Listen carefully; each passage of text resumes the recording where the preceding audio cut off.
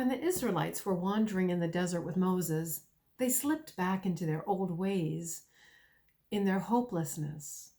Do you remember that account in the book of Numbers of the serpents who attacked the people? Many died, but those who gazed on the bronze seraph that Moses had them mount on a pole were healed physically. The seraph of this Old Testament account prefigured Jesus crucified. The cross of Jesus promises healing.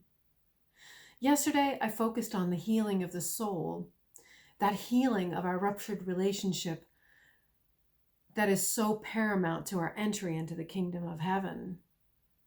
But it also promises very real and physical healing in our time-bound journey right here. Is this something that we can believe in? Is this something that we can have faith about? Jesus says to his disciples, "Amen, I say to you, if you have the faith the size of a mustard seed, you will say to this mountain, 'Move from here to there,' and it will move." Jesus had sent them out to do the same work that he was doing, curing the sick, raising the dead, cleansing lepers, expelling demons. And they were experiencing challenges and doubts, to wit, Jesus' response. But in another account, we hear the disciples return with joy, and they say, "Lord, even the demons submit to us in your name." How amazing for them. Jesus charged the disciples with a work of miracles. Some might think, well, that was then, this is now, the time for miracles is over. Would that we could have such faith as Jesus encourages in us. But wait, don't we have thousands of priests and religious ministers and lay people, all counted among the disciples of Jesus, who live this reality of miracles every day?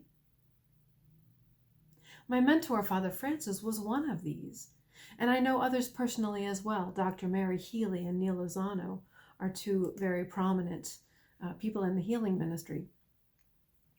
Father Francis used to tell a story about a priest who was delivering food in Mexico during a crisis. He only had a finite amount of food in the back of his car, but the people kept coming, and he kept giving out food until there were no more people.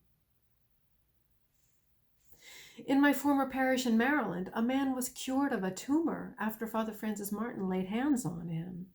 This man had been to many doctors, and the diagnosis of the brain tumor had been confirmed several times over.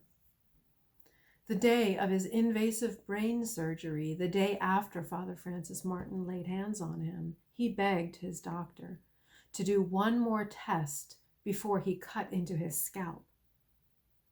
And the tumor was gone. Gone.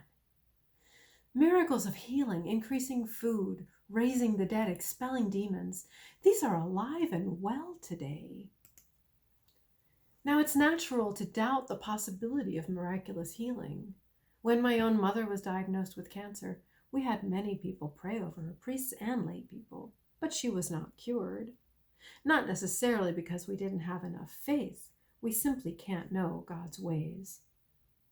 We might be brave enough to ask for a miracle, but in the back of our minds we think, no, that won't happen. After all, why would God choose to heal me or a loved one of mine? Who am I? But more scary is the question, how would I be compelled to respond to God if such a thing actually happened in my hearing and in my presence? Let's consider another kind of healing, inner healing. This might be a little bit easier to chew on. Many of us have suffered some sort of trauma. Our traumas might have been brought on by ourselves, by misunderstandings blown out of proportion, or by actual, unconscionable and tragic events. Some of us have racked up many such traumas, and we live in a sea of pain, even while we function outwardly. Jesus has a great desire to heal us of this pain. And the cross is where we can find that healing. And I'll touch a little bit more on this tomorrow. For today, choose to believe in miracles, real, live miracles. Dare yourself to have that kind of faith that allows Jesus to work miracles through us, his disciples, whom he sent out into the world. So be safe and be aware and pray well. And be sure to check the comments for today's song pick. And comment or share so that our streamers know we're watching.